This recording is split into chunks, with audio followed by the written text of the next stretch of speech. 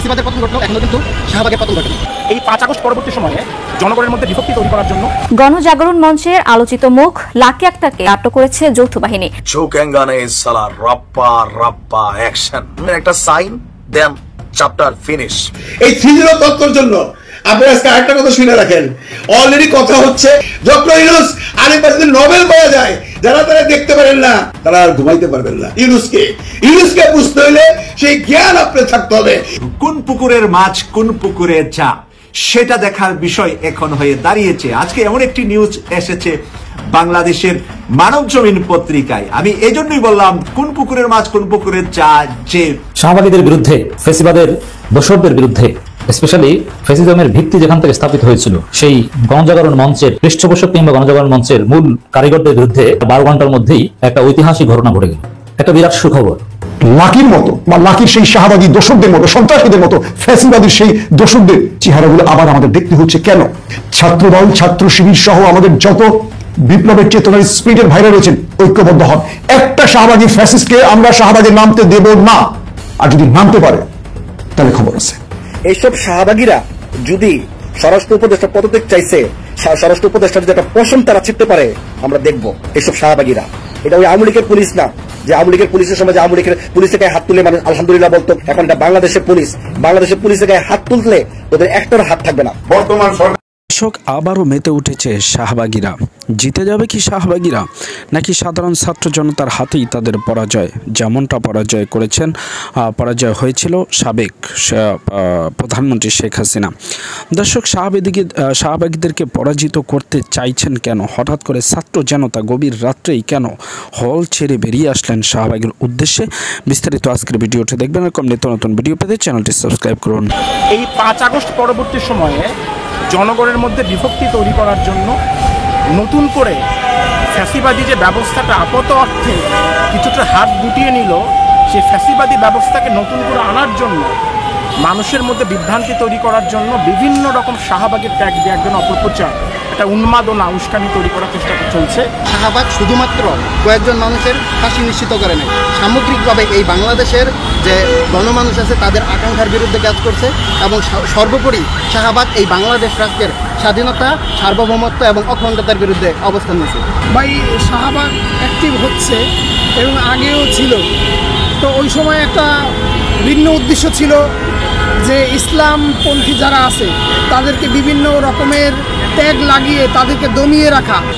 এই লোকেরাই আপনার এই শাপলা চত্বরে পুলিশের আদলে থেকে, পুলিশের মধ্যে থেকে সাধারণ মানুষকে হত্যা করেছে, এরপর আলেম ওলামাদেরকে হত্যা করেছে।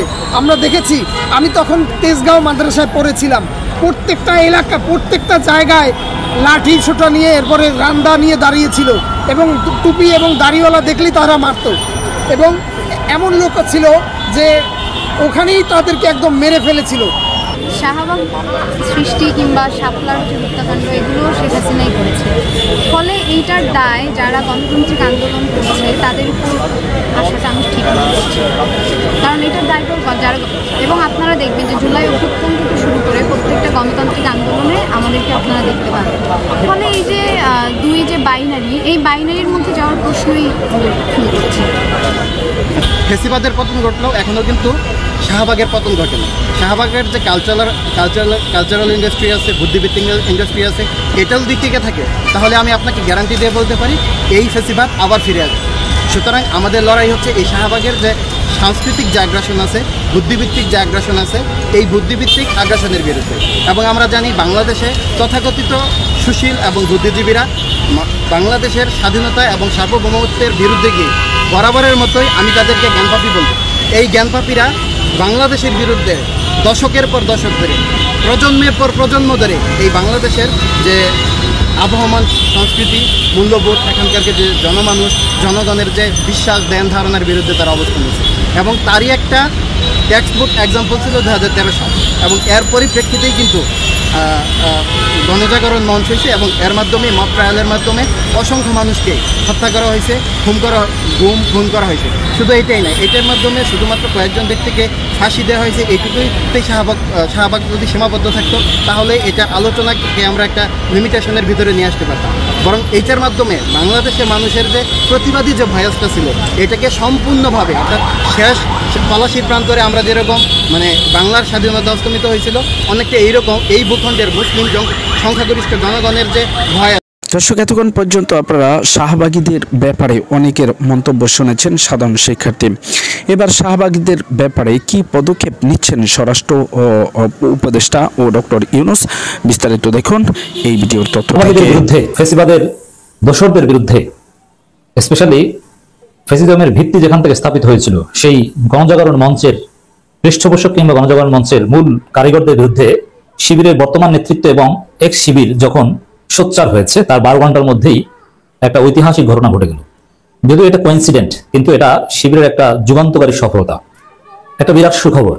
দর্শক, যে শাহবাগীদের বিরুদ্ধে এক শিবির এখন এক প্রকার যুদ্ধ করছে, যে শাহবাগীদেরকে ঠেকানোর ঘোষণা দিচ্ছে এবং শাহবাগীরা আবার কায়েম হওয়ার চেষ্টা করছে, সেই সময় শাহবাগীদের মুখপাত্র, সেই কুখ্যাত গণজাগরণ মঞ্চের মুখপাত্র ইমরানের সরকারের বিরুদ্ধে গ্রেপ্তারি পরোয়ানা জারি করা হয়েছে। দর্শক, স্পষ্ট যেই সময় ঢাকা বিশ্ববিদ্যালয়ে উত্তাল লাকি আক্তারের গ্রেপ্তারের দাবিতে, সেই সময় ইমরানের সরকারকে যে গ্রাউন্ডে গ্রেপ্তারি পরোয়ানা জারি করা হয়েছে ওই গ্রাউন্ডে লাকি আক্তার গ্রেপ্তার হতে পারেন, স্বাভাবিক। অতএব শিবির শাহবাগীদের বিরুদ্ধে সোচ্চার হওয়ার 12 ঘন্টা যেতে না যেতেই এই সুখবর আসলো। ইমরানের সরকারকে পুরোই ধরতে পারবে না, কিন্তু শাহবাগীদের বিচার যে এদেশে হচ্ছে, ৭৭ গণহত্যার বিচার যে হবে, আল্লামা সাঈদীর রায়ের প্রতিবাদে জনগণের স্বতঃস্ফূর্ত বিক্ষোভের বিরুদ্ধে যে গণহত্যা হয়েছিল তার বিচার যে হবে, প্রধান উপদেষ্টাও বলেছেন, সরকারের পক্ষ থেকে বলা হয়েছে ট্রাইব্যুনাল কার্যক্রম শুরু হয়েছে, এটাই একটা বিরাট সুখবর। এদেশের ইসলামপন্থী আপামর গণতান্ত্রিক জনতা তারা শাহবাগের বিরুদ্ধে, কিন্তু শাহবাগের বিরুদ্ধে লিডিং এ আছে শিবির, কারণ শাহবাগের মূল ভিকটিম শিবির এবং জামাত।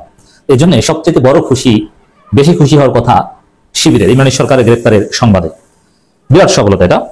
লাকি আক্তার গ্রেপ্তার হতে পারেন বলে আমার বিশ্বাস। তবে হ্যাঁ, আমার মনে হয় না যে লাকি আক্তারকে জাস্ট এই পুলিশের উপর হামলা বা মবক্রিয়েট এই অভিযোগ গ্রেপ্তার করবে তা না। একেবারে লিগ্যাল প্রসিডিউরে গ্রেপ্তারি পরোয়ানা জারির মধ্য দিয়ে লাকি আক্তার